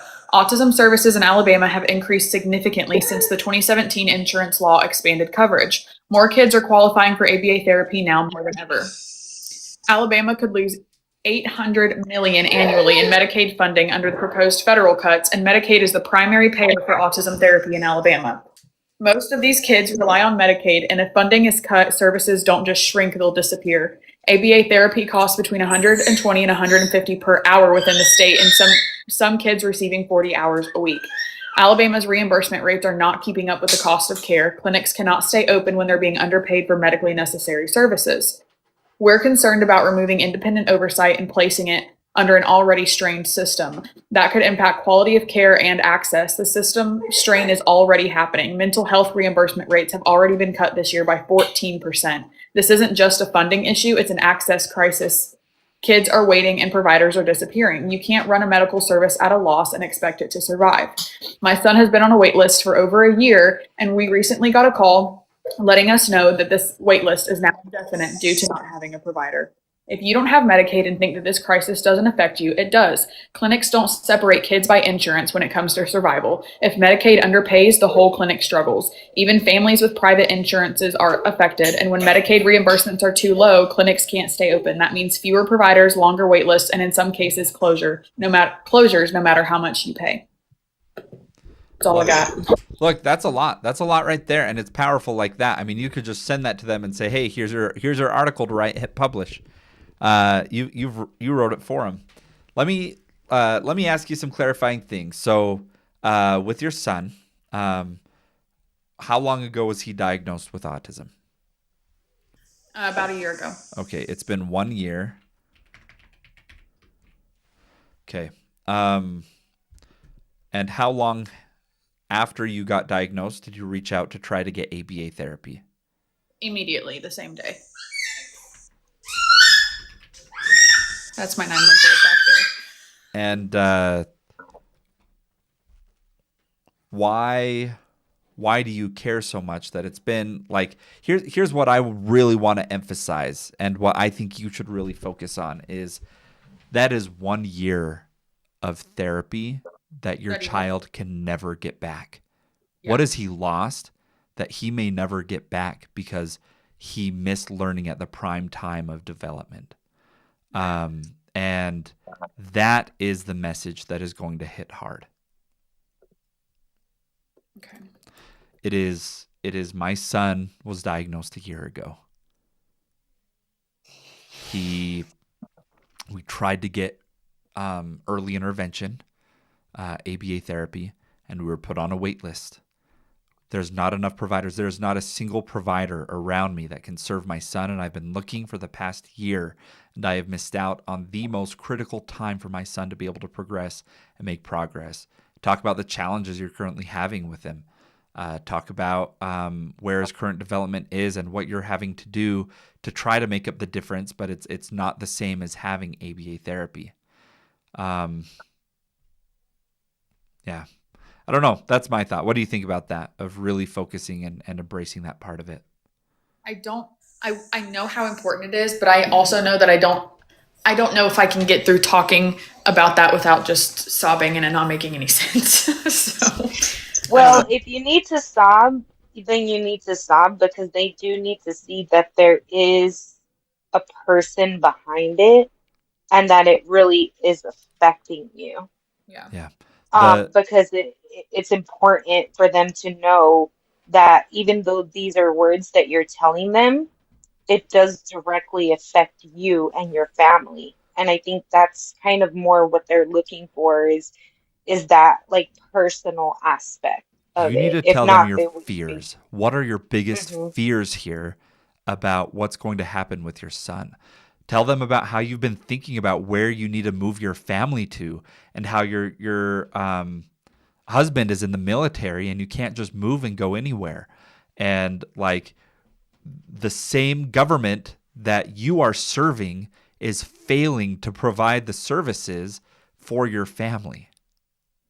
That is the message that's going to hit home. Even no autism family should have to move away from their home to get better services. It's just that shouldn't be happening. That shouldn't be a thought. But the reality of it is there going to be change fast enough? Because you're on a crunch line. It's like when your kid is so young, this is the prime time to be building those developmental, like, fundamental skills that they have to have. And it's like teaching an old dog new tricks. If he's going to be 10 by the time he gets services, he's lost 8 years of therapy. And around here, some of the wait lists are over 5 years long. It's sickening. And I'm like, the moment Medicaid ups their rate, within a month, you'll have new providers popping up. That's all they have to do. You see it everywhere. They up their rates for Medicaid and new providers pop in. And even if you don't have Medicaid, that benefits you. Medicaid rates has such a huge impact on what providers can come in and serve the people there. And so, yeah, you're spot on with addressing that. But I really do think that fully embracing what this means to you, what you've been through, what you are afraid of that you have lost, what are you afraid of for the future, and maybe find some more statistics, and I'll look some up for you too, on like the impacts of early intervention with ABA and how that is correlated to outcomes, because there are powerful studies out there showing that the earlier you start, the better the outcomes are. And so this isn't something that like we can just wait until the next, session to open up. No, like there are kids who are in your exact situation in your state that can't get services that they need. I'm so glad that you're talking to the news. I'm so nervous. What other thoughts do you have after all the input? Like, is this helpful to talk through and some of the input we've given? What other input would you like? I don't know. I just hope that it does something. Like, I know people go on the news all the time. People protest in the streets. People storm capitals. And I just know how corrupt the system is. And I just hope that it does something. Yeah. It will. It is one piece of the overall project that is, the trend of increasing supports for people with disabilities. I think the ABA companies in there, they want to grow. They want things to be better too. And I'm sure they are also talking to the news, and they are also talking to legislators. But I tell you what, it sounds different and more powerful when it comes to from local families? I'm in Alabama, unfortunately. Let's see here. We have ABA therapy in EU is viewed as forcing kid to be normal. Also, many parents still take it. Cozy, so old school ABA, absolutely. Like, we know ABA works. ABA is effective at changing behavior. The question comes to, should you change the behavior that you're targeting? And so if the ABA provider is focused on targeting skills that are like flapping your hands or things like that, yeah, that's harmful. That is not good. That is a bad provider providing that service. But it doesn't mean the field is bad. And it's, fewer and fewer providers do things like that. It's not just focused on compliance. It's very neuroaffirming. So, all right, you guys. Destiny, we can come on up tomorrow too. And if you're here and on the live, and we can do a little more talking as well, and game plan, some final plans for it. And I'll also look up some stats. Yeah. Yeah, I guess the only thing I want to know is like who, since they've moved oversight to the Alabama Department of Mental Health, they're already so underfunded. They need 770 beds across the state that they can't afford. Yeah. Who is in charge? Like, is the Medicaid reimbursement rates changing? Is that going to be the big factor, or is it going to be funding the mental health department? Like, I don't think it should be a part of the mental health department. I think it's ridiculous. I don't think our kids should have to share money with.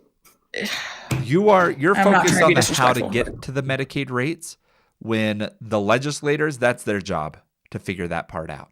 Your job is to get the message across that those rates need to be different and that we need more providers. Really, the outcome that you need to be giving is, we don't have any providers for our kids. Other states don't have this problem. We have states where ABA providers are begging and begging for more people. They can start same day, and it's because those states have Medicaid rates that are appropriate. I hope that, like, by me doing this encourages other parents to come forward and talk about it too. Yes. Yep. And you have a community that you built in your area, right? Don't you have a local Yes. org you created? Yes, I posted on there and I told them about everything, and I was like, I'd love to, if you guys have any input. And somebody commented they've been waiting for an ABA service here in town for over 5 years. Yeah. And see, maybe you can bring those people together with the news article that is being written, and maybe they can talk to those families too if they're open to it. Of course, I know not everybody is open to that kind of thing, but if they're open to it, maybe you could be that door. Caitlin, it's WSFA. Yeah, WSFA. Well, I have to run, you guys. But Destiny, I am going to put together some statistics for you on the impacts of early intervention, and essentially trying to give a message of what you're losing if you don't start by a certain time.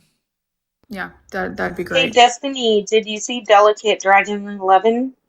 Did I see what? Delicate Dragon 11's comment? No, hold on. She's a medical billing and coding and can pull up medical and Medicaid facts by tomorrow. You should probably follow her. I mean, whoever's in here, if you have valuable information, my DMs are always open. Yeah. But right. I've got to run. We've got to go to therapy. So I will see you guys tomorrow. Thank you, Destiny. And everybody, if you're just new here, make sure that you're following so that you can see next time that we go live. Destiny, thank you for that conversation. Lexi, thank you as always for being here. And you guys have a wonderful day. We'll talk to you later.